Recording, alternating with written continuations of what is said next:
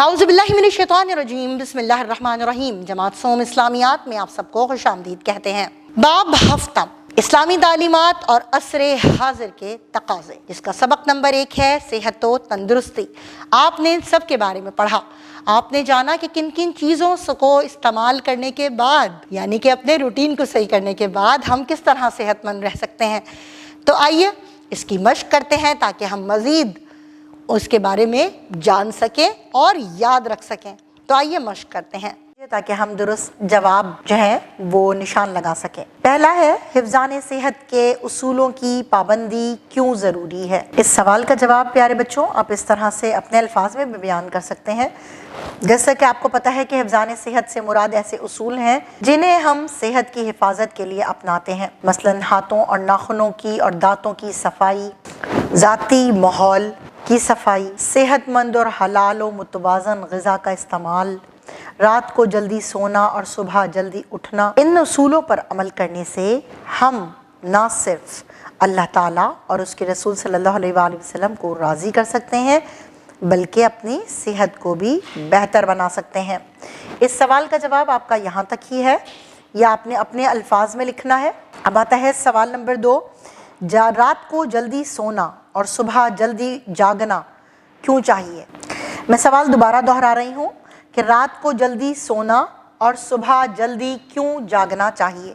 इस सवाल का जवाब आपको सफ़ा नंबर 86 पर पहली 2 लाइनों में मिलेगा, आखिरी पैराग्राफ की, कि रात को जल्दी सोने और सुबह जल्दी बेदार होने की आदत भी हिफ्ज़ान सेहत के अहम उसूलों में शामिल हैं, क्योंकि मुनासिब नींद भी सेहतमंद रहने के लिए बहुत ज़रूरी है। लिहाजा रात को वक्त पर सो जाएं और सुबह जल्दी उठ जाएं। यहाँ तक आपने इस सवाल का जवाब देना है। अब आता है सवाल नंबर 3 कि दांतों की सफाई क्यों ज़रूरी है। इस सवाल का जवाब भी आपको सफ़ा नंबर 86 पर दांतों की सफाई में पहली 2 लाइनों में मिलेगा कि अगर हम कायदगी से दांत साफ ना करें तो इनमें कीड़ा लग जाता है, दांत कमज़ोर होकर गिर जाते हैं और मुंह में भी तकलीफ रहती है। इसलिए दांतों की सफाई बहुत ज़रूरी है। अब आते हैं ज़ख़ीरे अल्फाज की मदद से खाली जगह पुर करें। ये 5 अल्फाज हैं: एतदाल, हिफ्ज़ान सेहत, मजबूत, बीमार, हाथ। पहला है सेहत व तंदुरुस्ती बरकरार रखने के लिए डैश के उसूलों की पाबंदी ज़रूरी है।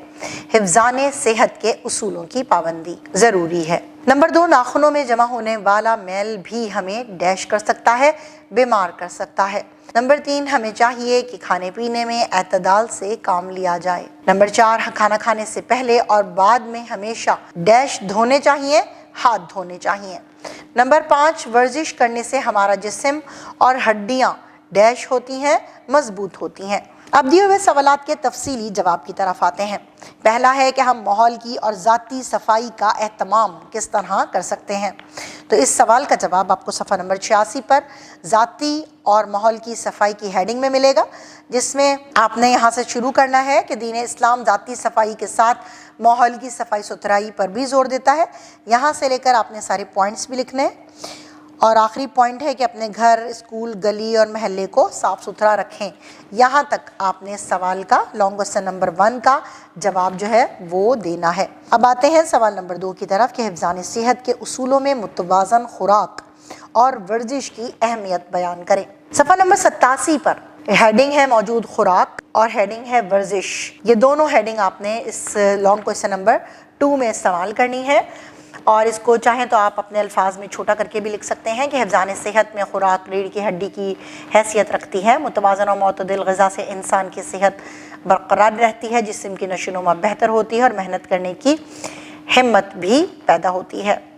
और इसके बाद इरशाद बारी ताला आप लिखेंगे कि खाओ और पियो और हद से आगे ना बढ़ो। हमें हमेशा ऐसी चीज़ें खानी चाहिए जो हमें सेहतमंद और तंदुरुस्त बनाए और गैर सेहत बख्श खुराक से परहेज़ करें।